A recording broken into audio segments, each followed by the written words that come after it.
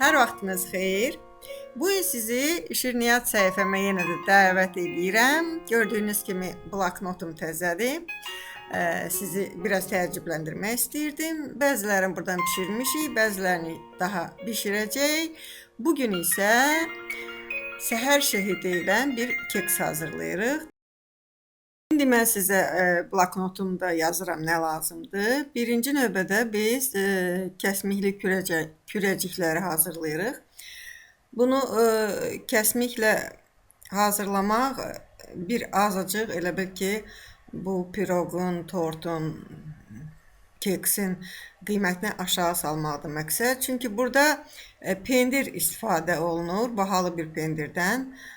Mən isə kəsmiklə bunu hazırlamaq fikrinə düşdüm. Çox da ləzzətli alındı.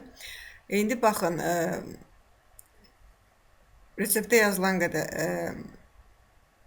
kəsmik götürdük və onu bir dənə yumurtanın sarısı ilə qarışdıracağıq. Siz kəsmikdən istifadə edəndə, əgər bu quru kəsmikdirsə, yağlı deyilsə, onu mütləq elə bil ələyin dal hissəsindən belə keçirməlisiniz ki, orada o dənəciklər qalmasın. Krem şəklinə düşsün. Yəni, krem pendirdən istifadə olunur adətən. Krem pendir də bilirsiniz ki, indi qiyməti elə bil ki, nə bilim, bizim bu kəsmikdən 2-2,5 qat bahalaşıb. Ona görə kəsmək ən yaxşı, deməli, vasitədir.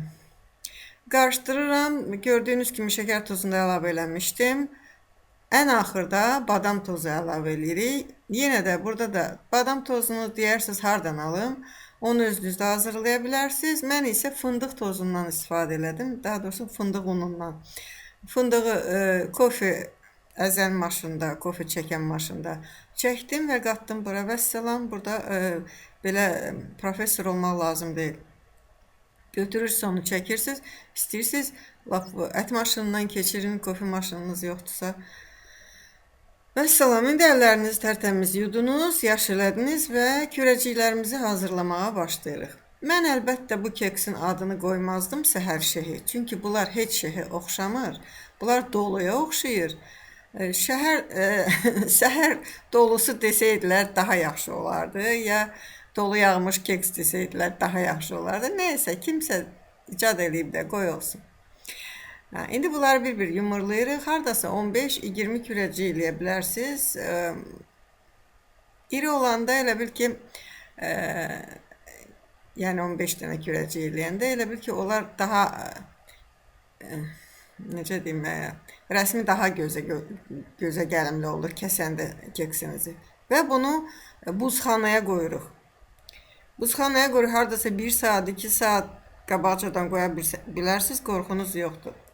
Tamına baxdım, fikir verdimizsə orada bir balaca. Çox ləzzətlidir. Onu lap çörəyin üstünə sürtüb də yemək olar. Əla tamı var idi. İndi isə keksin özünü hazırlayırıq.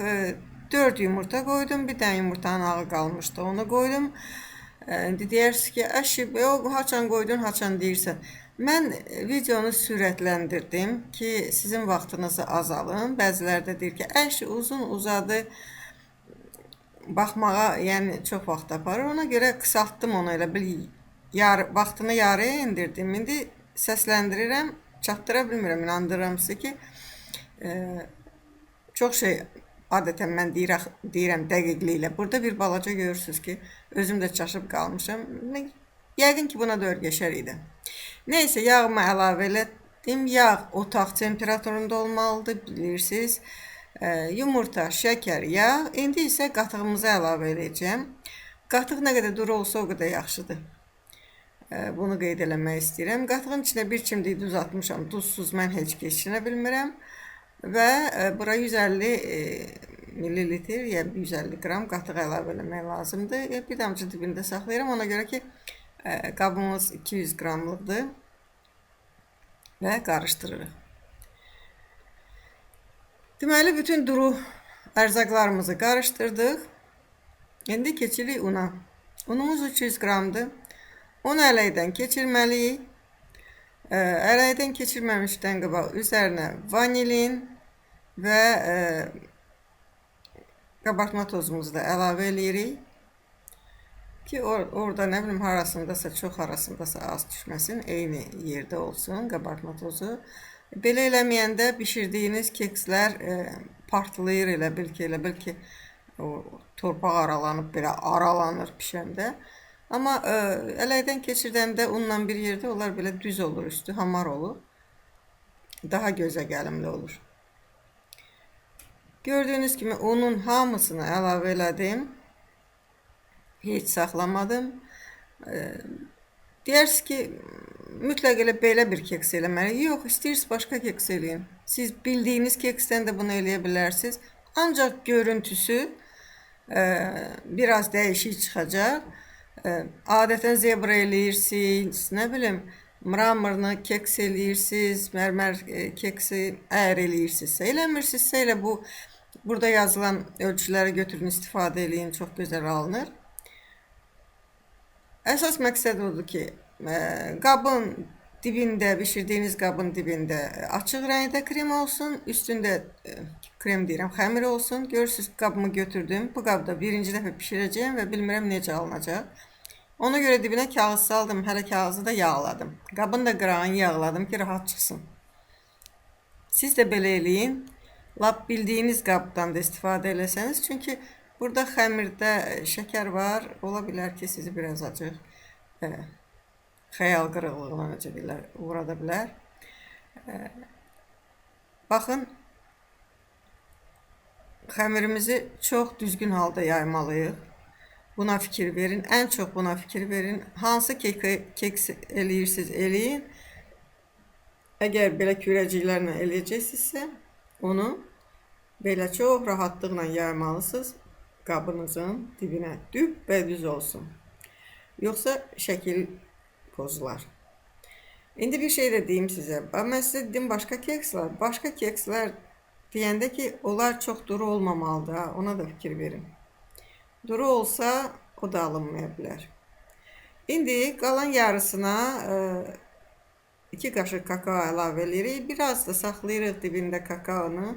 Paketin üzünə səpəcəyik və 50 ml ya su, ya süd, südünüz varsa süd, yoxdursa su da əlavə edə bilərsiniz. Yaxşı-yaxşı qarışdırın. İndi qulaq asın, deyəcəksiniz ki, südü nə edirsiniz, suyu nə edirsiniz ki, o elə hazır idi da. Təsəvvürünüzə gətirin ki, siz bura 20 qram əlavə un əlavə elədiniz və ikinci xəmiriniz daş kimi olacaq. Ona görə ora mütləq su əlavə eləmək lazımdır. Ya süd əlavə eləmək lazımdır. Süd əlbəttə daha yaxşı. Su da olsa eybi yoxdur. Bəlkə südünüz yoxdur, ya saxlamamışsınız.